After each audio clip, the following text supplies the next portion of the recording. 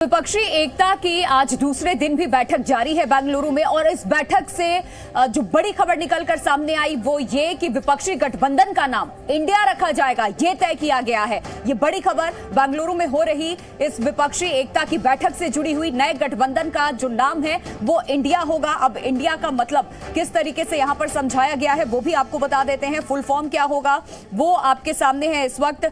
India इस नाम को चुना गया है। विपक्ष के गठबंधन का नाम तय हो चुका है। आज दूसरे दिन इस मीटिंग में आई से इंडिया, तो एन से नेशनल डेमोक्रेटिक, डी से इसके अलावा इंक्लूसिव और फिर अलायंस। तो ये full form Indian national democratic inclusive alliance, ये नाम तय किया गया। विपक्ष के गठबंधन का ये नया नाम इंडिया रखा गया है। तो विपक्षी एकता की दूसरे दिन की बैठक बेंगलुरु में अब भी जारी है। 2024 चुनाव के लिए विपक्ष ने गठबंधन का नाम इंडिया रखा है।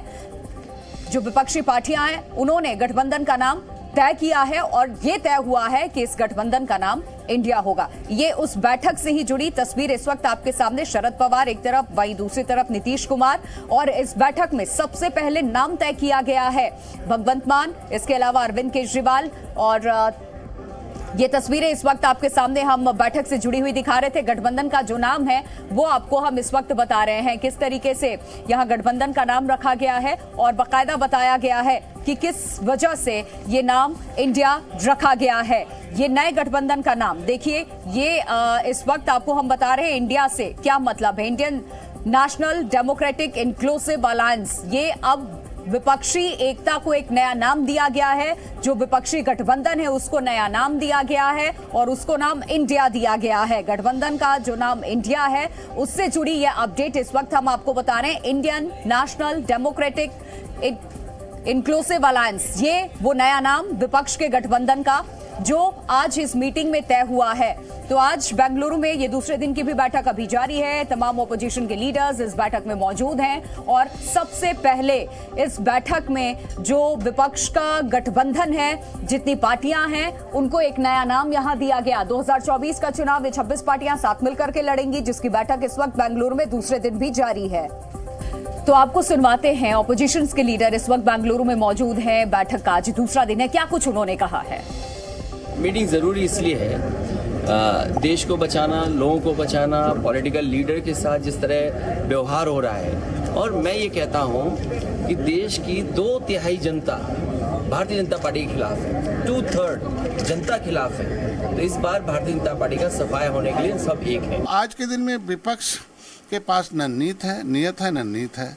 और हाथ मिला लेंगे लेकिन दिल कैसे मिलाएंगे, विचारधारा कैसे मिलेगा। वहाँ कोई ड्राइवर नहीं है। हमारे एनडीए में एक ड्राइवर मोदी जी हैं, सबका साथ, सबका विकास, सबका समय। तो हम सब लोग एक साथ इसलिए आए हैं क्योंकि देश के लोकतंत्र, देश के संविधान, देश की जो भाईचारा है, जो डाइवर्सिटी है इस देश की, उसको बचाने के लिए हम सब लोग एकजुट हुए हैं। और जिस तरह से संवैधानिक संस्थाओं पर दुरुपयोग कराया जा रहा है, जिस हिसाब से देश की संपत्तियों को बेचा जा रहा है, चाहे किसान हो, चाहे युवा हो, चाहे महंगाई हो, इन सारे जो असल मुद्दे हैं इन पर बात ना करके जो जहर की बातें जो हैं, जो नाकों से चलती हैं, उसकी बात की जा रही है। इसलिए हम सब लोग मजबूती के साथ एक साथ। नहीं लगता कि कोई बहुत बड़ी चुनौती है। और ख़ास तौर पर मुख्यमंत्री नीतीश कुमार जी की विश्वसनीयता जिस तरीके से हाल फिलहाल के वर्षों में बार बार गठबंधन बदलने की वजह से प्रश्न चिन्ह के दायरे में आई है, तो ऐसे में मुझे लगता है कि जिस गठबंधन का हिस्सा मुख्यमंत्री नीतीश कुमार जी होंगे उस गठबंधन को नुकसान ही होगा। और ये उपचुनाव ने दर्शाया भी है। बिहार में कुर्नी हो या गोपालगंज हो या for that matter even Mokama, जहाँ पे भी उपचुनाव हुए हैं, ऐसे में मुझे लगता है कि एनडीए और जिस स्वरूप में अब एनडीए वापस आ रहा है बिहार में, मुझे लगता है 2024 इवन 2019 से बेहतर ही होगा। क्योंकि एक सीट हम लोग 2019 में हम लोग हार गए थे, तो मुझे लगता है 40 की 40 सीटें भी अगर हम लोग जीत जाएं तो कोई आश्चर्य नहीं है। जरूरी है देश के लिए, देश को बचाना है, डेमोक्रेसी को। इसलिए हर हालत में देश के किसान, मजदूर, नौजवान, माइनॉरिटी सबकी रक्षा करना है। नरेंद्र मोदी के शासन में बिल्कुल समूचा समाप्त हो जाएगा। एनडीए बड़ी पार्टी है और बड़ा कुनबा एनडीए का, पूरे देश में एनडीए का विस्तार होगा। और आज 38 दलों को स्वीकृति मिली है।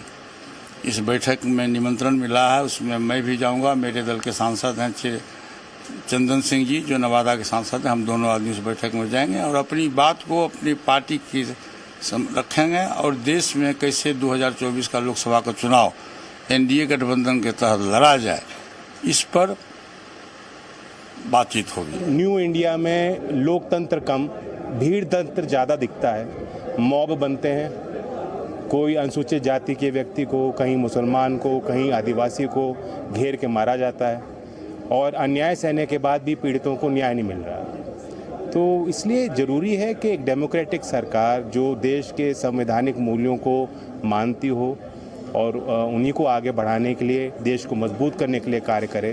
पीडीए जो है यह है पारिवारिक दलों का अलायंस। आप देख लीजिए, आरजेडी केवल एक परिवार संचालित करता है, समाजवादी पार्टी एक परिवार ही संचालित करता है, कांग्रेस पार्टी में ही एक परिवार की चलती है, तृणमूल कांग्रेस में भी एक परिवार की चलती है, डीएमके भी परिवार ही संचालित करता है। तो पारिवारिक दलों का अलायंस है। तो देखिए सबके रिएक्शंस क्या सामने आए हैं इस मीटिंग से जुड़ी हुई, वो हमने आपको बताया। कोई एनडीए को मजबूत बता रहा है तो कोई इंडिया, जो अभी नया ऑपोजिशन के गठबंधन का नाम तय हुआ है, उसको बता रहा है किस तरीके से ये पार्टी बहुत ज्यादा दिनों तक अलायंस से चल नहीं पाएगा इस तरीके से। इस वक्त हमारे साथ रवि, अंजलि और विशाल, 3 सहयोगी जुड़े हुए। सबसे पहले रवि, आपका रुख कर रही हूं। ये विपक्षी जो आज गठबंधन का नया नाम सामने आया है, इस नए नाम के साथ साथ गठबंधन का कोई जो नेता है, जो चेहरा है, उसका भी सामने आया है नाम, या सिर्फ इस पार्टी का नाम ही अभी सामने आया है? चेहरे पर भी मुहर लगी? नहीं, देखिए अभी चेहरे पर मुहर लगी नहीं है, लेकिन लगभग तय है कि सोनिया गांधी इस जो अलायंस होगा इसकी चेयरपर्सन होंगी।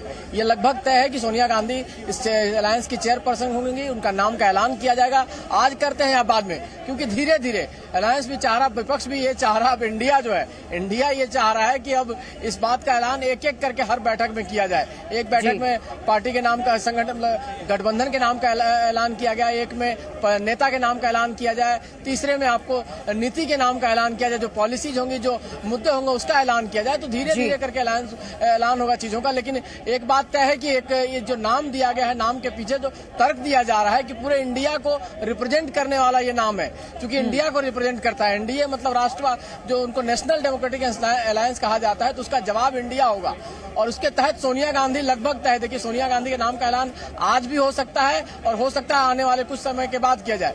लेकिन एक बात तय है कि आज पार्टी के नाम का, जो गठबंधन का नाम होगा, उसका ऐलान हो जाएगा आज। और ये पहले से हम कह भी रहे थे और जी न्यूज पर चला भी रहे थे कि आज गठबंधन के नाम का ऐलान हो जाएगा। अब इसके आगे धीरे धीरे करके, चूंकि अभी 8 महीने का समय है, तो सारे दल एक साथ बातचीत कर नेता का नाम, चेहरा नहीं होगा। तो लगभग तय है कि प्रधानमंत्री पद का उम्मीदवार कोई नहीं होगा। ये मल्लिकार्जुन खड़गे ने भी तय कर दिया है बैठक में कि हम प्रधानमंत्री पद के लिए नहीं लड़ रहे हैं और सरकार के लिए नहीं लड़ रहे हैं। तो लड़ किस बात के लिए रहे? तो डेमोक्रेसी बचाने के लिए लड़ रहे हैं, गरीबों की आवाज उठाने के लिए लड़ रहे हैं, नौजवानों को हक दिलाने के लिए लड़ाई लड़ रहे हैं। तो कहीं ना कहीं एक फ्रेम ऐसा खेला जा रहा है कि मुद्दों पर चुनाव लड़ा जाए। बिल्कुल रवि, देखिए हर कोई यही कहता है कि हमारा तो हर चेहरा ही पीएम कैंडिडेट है, लेकिन सबसे बड़ी बात है कि आखिरकार किसे उतारा जाएगा प्रधानमंत्री के सामने। विशाल भी हमारे साथ बने हुए हैं। एनडीए की भी बैठक यहां हो रही है दिल्ली में। विशाल, आपके पास क्या जानकारी? एक तरफ हम देख रहे हैं नया नाम विपक्षी गठबंधन को दिया गया इंडिया, तो वहीं दूसरी तरफ अब एनडीए की बैठक हो रही है। इस बैठक से जुड़ी आपके पास क्या और डिटेल्स? देखिए, एनडीए की बैठक अभी अब से थोड़ी देर बाद शुरू होगी। शाम 5 बजे एनडीए की बैठक होगी, जिसमें 38 दल यहां पर एनडीए की इस बैठक में हिस्सा ले रहे हैं। कुछ नए सहयोगी बीजेपी के साथ जुड़े हैं, वो भी इस बैठक में हिस्सा लेंगे। और इस बैठक में जो सहयोगी अभी दिल्ली पहुंच चुके हैं, जब उन लोगों से हमने बातचीत की तो उनका यह कहना था कि लोकसभा चुनाव के मुद्दों पर बातचीत होगी, लोकसभा चुनाव की रणनीति पर चर्चा होगी और कैसे प्रधानमंत्री नरेंद्र मोदी को तीसरी बार देश का प्रधानमंत्री बनाया जाए, इसके लिए एनडीए एकजुट होकर प्रधानमंत्री नरेंद्र मोदी के नेतृत्व में चुनाव लड़ने के लिए तैयार है। एनडीए लगातार यहां पर विपक्षी दलों से यह सवाल पूछ रहा है कि उनका चेहरा कौन होगा, क्योंकि आज जिस तरह से प्रधानमंत्री नरेंद्र मोदी ने विपक्षी दलों की इस बैठक पर बड़ा हमला बोला, परिवारवाद और भ्रष्टाचार से जुड़ा, उसके बाद से जो एनडीए के घटक दल हैं वो यही सवाल पूछ रहे हैं कि हाथ तो मिल रहे हैं लेकिन दिल कब मिलेंगे, क्योंकि कई ऐसे राजनीतिक दल हैं विपक्षी दल में जो कि एक दूसरे के लगातार खिलाफ बोलते आए, चाहे पश्चिम बंगाल की बात कर ले हाल हाल ही में जब पंचायत के चुनाव हुए